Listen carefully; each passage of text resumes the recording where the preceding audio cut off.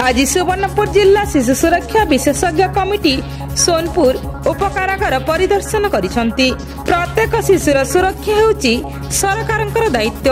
तेबे जेल रे थिबा शिशुमानक सुरक्षा पई गृह विभाग ओडिशा सरकारंक द्वारा मनोनीत सुवर्णपुर शिशु सुरक्षा विशेषज्ञ कमिटी सोनपुर उपकारागार परिदर्शन करिसंती।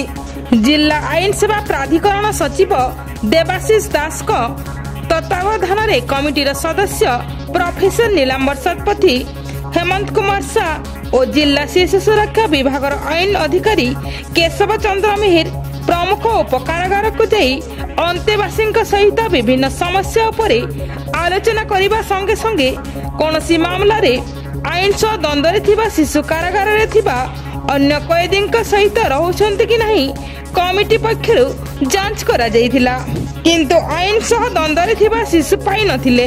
परिदर्शन समय रे उक्त कारागार डाक्टर प्रसन्न कुमार मिश्र उपस्थित थिबा बेले उपकारागार अध्यक्ष डिलेश्वर जेना परिदर्शन समय रे कमिटी को सहयोग करथिले।